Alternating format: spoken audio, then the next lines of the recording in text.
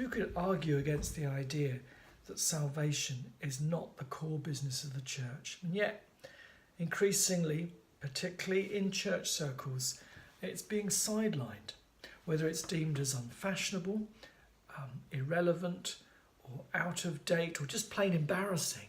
And I think we're missing a really profound trick here, because there's lots of people in our country who are desperately looking for that roadmap out of their own inner turmoil. Now, yesterday I opened up the newspaper and had a big groan. I think I must be becoming a grumpy old man in my midlife. There was a pronouncement from the Church of England with an initiative against car wash slavery. Now, rightly so. This is a despicable practice. And these crooks need to be chased out of town. You know, who could fault that in one sense? Every one of us as citizens should be vigilant about this. And I suspect this is the pinnacle, the tip of an iceberg of really sordid, horrible practice. My issue is that the church's laser needs to be focused in a different place, that we need to go much more to the root of the matter. Otherwise, we're just going to be seen as virtue signalling from a safe place. You know, it's just like the inner city parish that my wife and I ran up in Scotland, a huge estate of deprivation, and from time to time we'd get these directives saying that we should be really using fair trade coffee and organic biscuits, which is lovely if you've got the money to spend that on. But when I look at the congregation who can barely rub 2 pennies together in a church that's on its knees financially, this wasn't the message that I needed to hear.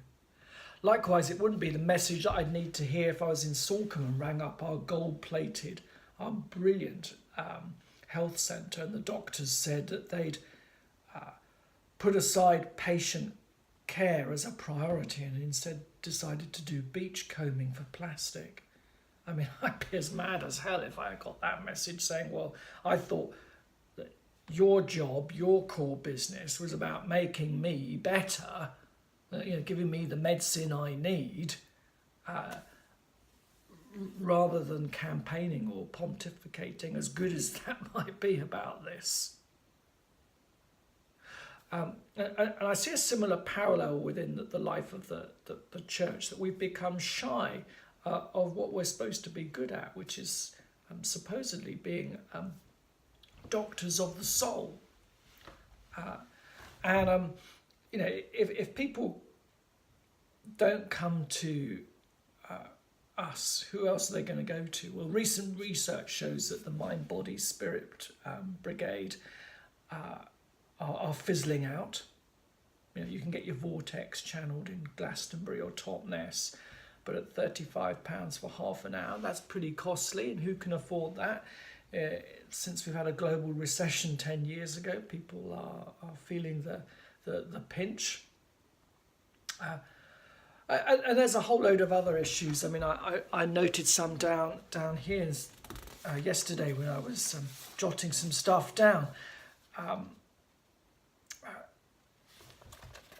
I'm struck from the church nationally in particular that there's very little said about the kind of psychological inner issues that are around addiction, poor body image, and the more malevolent aspects of what's on the internet, and drug dealing, for instance. I mean, that locally here is a surprising issue in this part of the South Hams.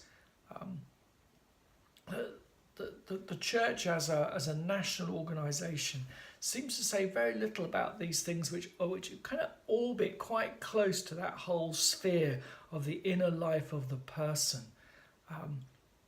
I mean, for instance, if I think we want to really turn it around with car wash slavery, surely what we need to be doing is converting the crooks who are running this to become good Christians. You know, if they only knew the commandments and the power of God, then not only would they not do this, but they would be transformed people that would transform others. There's nothing better, as we found with St. Paul, than a repentant sinner and a zealot for a new life to change other people's life. I just find myself surprised, really, that we don't focus on this, but we sort of easily put out pronouncements about stuff in other parts of the world, whether it's the Middle East or Brexit, some of the big soft issues, but we don't kind of touch upon those hard parts of people's life that really touch upon them. Issues like addiction, which go very close to what it means to be a human person. And some of that for us as churches, I think means literally being on our knees and praying for the well-being of others, praying for miracles. And sometimes God gives a miracle. Other times it's a hard slog of accompanying folks. It's unrewarding. It's a thankless task of daily accompanying people in their difficulties. I saw that in doing prison chaplaincy for 3 years on a part-time basis, and I saw it also in another dimension in hospital chaplaincy. That work is unglamorous, slightly off radar, but it's that work that often changes hearts and makes a big difference. And so it's easy, I think, for us to make pronouncements from on high, but perhaps what we need to be really is where people are hurting. I was really impressed reading about the Russian Orthodox Church and its work with young adults, and particularly young men who, many as we know, even in our own culture, are desperately lost and looking for meaning.